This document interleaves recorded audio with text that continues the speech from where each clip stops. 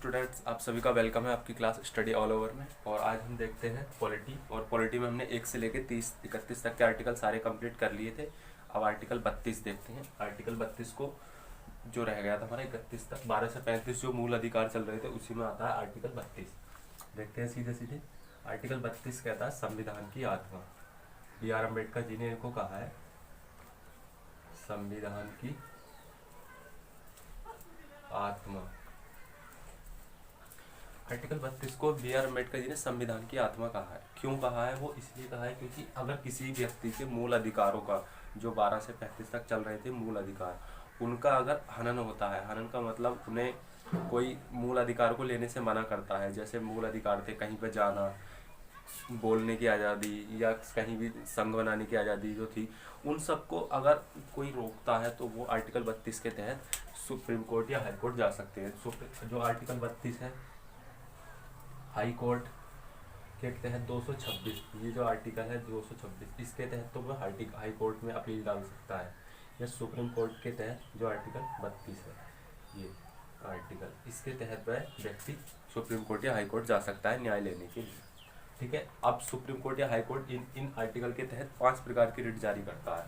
यानी 5 प्रकार से वो न्याय देने के लिए होता है कि 5 आधार हैं जिन पे आप जाकर अब अपना न्याय ले सकते हो। तो वो 5 कौन कौन से आधार हैं उनको देखते हैं।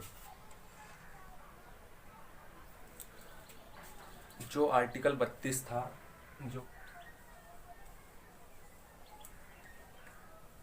प्रत्यक्षीकरण, नंबर दूसरा है अधिकार प्रेक्षा।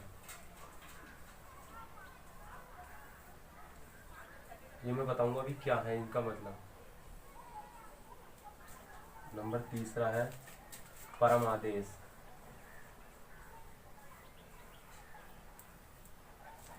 परम आदेश, ठीक है। देख लें बंदी प्रत्यक्षीकरण देखते हैं। बंदी प्रत्यक्षीकरण में ये कहा गया है कि यदि किसी व्यक्ति को बंदी बना लिया गया है, बंदी का मतलब है उसे गिरफ्तार कर लिया गया है। अगर किसी व्यक्ति को गिरफ्तार कर लिया गया है तो उसे 24 घंटे के अंदर अंदर निकटतम हाई कोर्ट, निकटतम जो आसपास की कोर्ट होगी उसमें पेश करना होगा। अगर वो नहीं करता है तो वो व्यक्ति या उसके परिजन कोई भी उसके खिलाफ, उस जो जिसने गिरफ्तार किया है उस ऑफिसर के खिलाफ रिट जारी कर सकते हैं। ठीक, क्लियर हो गया। जैसे किसी को अब कोई पुलिस या कोई पकड़ के ले गया, ठीक है, उसके बाद वो व्यक्ति क्या कर सकता है, अगर उसको ज़्यादा उसको परेशान किया जा रहा है, कुछ भी है, चाहे उसने जुर्म किया है या नहीं किया है, लेकिन हाई कोर्ट, सुप्रीम कोर्ट में ये अधिकार है कि वह व्यक्ति तब भी बंदी प्रत्यक्षीकरण के तहत 24 घंटे के अंदर अंदर वहाँ पर, क्योंकि जो न्याय करने का काम है वो तो हाई कोर्ट या सुप्रीम कोर्ट का है, वो व्यक्ति न्याय थोड़ी ना करेगा, वो उसको मारेगा या पीटेगा या उससे कहलवाएगा कि ऐसा का। तो वो 24 घंटे के अंदर अंदर, यानी 24 आवर के अंदर अंदर निकटतम हाई कोर्ट में पेश करना होगा। जो भी आसपास की कोर्ट होगी, डिस्ट्रिक्ट कोर्ट या जो भी लगती होगी वहाँ। अधिकार प्रेक्षा। अधिकार प्रेक्षा ये कहता है कि किसी व्यक्ति का, अगर कोई व्यक्ति का चयन हुआ है, चयन का मतलब है किसी व्यक्ति को कहीं पर गवर्नमेंट के द्वारा रखा गया है, तो वो अगर किसी को पता है कि जैसे मान लो कोई व्यक्ति इस प्रकार से रखा गया है कि उसकी इतनी योग्यता ही नहीं है कि वो वहाँ तक पहुँच सके, और आपको पता है, और वो व्यक्ति वहाँ पर जॉब कर रहा है, वहाँ पर कार्यरत है, तो आप उसको बता सकते हो, उसके खिलाफ भी आप अधिकार परीक्षा के तहत रिट जारी कर सकते हो कि उसकी नियुक्ति का आधार क्या है। इसमें कहा जाता है कि नियुक्ति का अधिकार क्या है, नियुक्ति का आधार, यानी कि वो व्यक्ति पूछ सकता है कि आपने इसको नियुक्त किया है तो उसकी नियुक्ति का आधार क्या है। फॉर एग्जाम्पल, जैसे किसी व्यक्ति के परिजन में से कोई सरकारी स्कूल में पढ़ाता है, ठीक है, और उनके कोई बच्चे या उनके कोई रिलेशन में वो कहने लगे कि आप भी आ जाओ, आप भी पढ़ा लो, और मतलब कि ये जैसे कैसे भी करके, वो पहली बात तो ऐसा होता नहीं है, एक एग्जाम्पल बता रहा हूँ, तो वो व्यक्ति वहाँ भी करने लगे, तो आप उसके खिलाफ उससे पूछ सकते हो कि आपने इनको रखा गया है, इस पर नियुक्ति का आधार क्या है, गवर्नमेंट के थ्रू या जैसे भी। ठीक, फिर आता है परम आदेश। परम आदेश का मतलब होता है सरकार के द्वारा आदेश देना। कैसे? यदि कोई व्यक्ति, परम आदेश देखते हैं, तीसरा जो आर्टिकल है वो तीसरी जो रिट है हमारी, रिट को याचिका बोलते हैं, रिट्स है इसमें, रिट्स जो हमारी तीसरी रिट है वो ये कहती है कि परम आदेश का मतलब होता है कि यदि कोई व्यक्ति कोई काम करने से आपका मना करता है, गवर्नमेंट हो या प्राइवेट, जो गवर्नमेंट खासकर सरकार के, क्योंकि ये गवर्नमेंट पे सारा सिस्टम चलता है ना, तो इसलिए प्राइवेट की बात नहीं हो रही है यहाँ पे। कि परम आदेश का मतलब कोई व्यक्ति आपसे काम करने का मना करता है जबकि वो उसका काम है, तब आप उसके खिलाफ भी रिट जारी कर सकते हो। जैसे आप सपोज बैंक में गए या आप किसी ऐसी जगह गए जहाँ पर कि वो व्यक्ति सरकार के द्वारा नियुक्त है और उसका काम ही करना ही आपका दायित्व, मतलब उसका काम करना ही वो उसी लिए है जो आपके काम करना है। जैसे बैंक में आप किसी अकाउंट खोलाने गए या पासबुक कराने या एंट्री चेक कराने, या जैसे आप पोस्ट ऑफिस जाते हो या कहीं अदर भी, या बिजली विभाग में जाते हो, तो वो आपका काम नहीं करता है, तब आप उसके खिलाफ भी परम आदेश के थ्रू रिट जारी कर सकते हैं। ठीक, जो हमारी फोर्थ या फिफ्थ बची है वो बची हमारी प्रतिषेध। प्रतिषेध और पांचवी है उत्प्रेक्षा।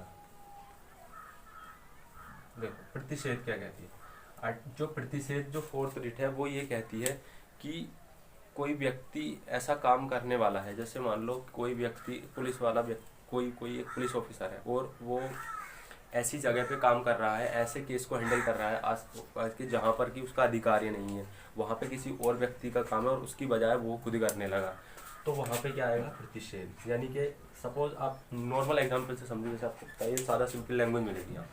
जैसे सपोज करो किसी व्यक्ति के रिलेशन में कोई पुलिस ऑफिसर है और वो व्यक्ति कहीं अलग रहता है, वो व्यक्ति कहीं अलग रहता है, वहाँ पर कोई मैटर हुआ, उस मैटर में जो वहाँ की जो पुलिस है वही तो कार्य करेगी उस पर, लेकिन वो वहाँ से अपने रिलेशन में से उस व्यक्ति को बुला के वहाँ के उसको काम दे दे, उससे मतलब न्याय उससे कराने लगे, तो वहाँ पर आप प्रतिषेध का यूज़ करोगे कि आप उस व्यक्ति से ऐसा नहीं करा सकते क्योंकि वो उसके अधिकार के खिलाफ है, यानी वो उसका अधिकार नहीं है वो करना।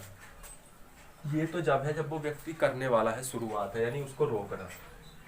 ठीक है, दूसरा है इसी कंडीशन में उत्प्रेक्षा। अगर ऐसा हो चुका है, वो व्यक्ति करने वाला है, उसने कुछ एक्शन ले लिया है वहाँ की अधीनस्थ कोर्ट के द्वारा या वहाँ की अपील के द्वारा, ये डिसीजन ले लिया गया, उसमें निर्णय लिया गया है, तो उसको खारिज करना। अगर ऐसा हो गया, पहले हो चुका है, नहीं हुआ है, शुरुआत ही है, तब तो आप इसका यूज़ करोगे, मतलब गवर्नमेंट इसका यूज़ करेगी।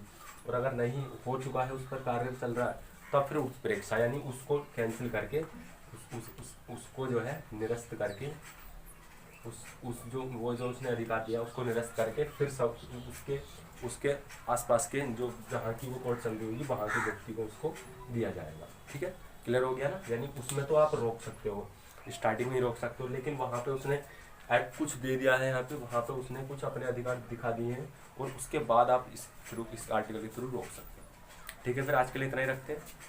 ये पॉलिटी क्लास थी आपकी। आर्टिकल 32 काफ़ी है, इसमें 5 प्रकार की रिटें हैं, अधिकार प्रेक्षा, बंदी प्रत्यक्षीकरण, संप्रेषण और ये उत्प्रेक्षा, प्रतिषेध। ठीक है, फिर देखते हैं आगे। और मैथ्स वगैरह की भी क्लास देख लेना। केमिस्ट्री फिजिक्स की क्लास मैंने कर दी है कंटिन्यू, और कल रीजनिंग की एक इनइक्वालिटी बताई थी जो बैंकिंग वगैरह में आती है, वो सेकंड में भी आती है, उसका सेकंड पार्ट रहेगा, देख लेना।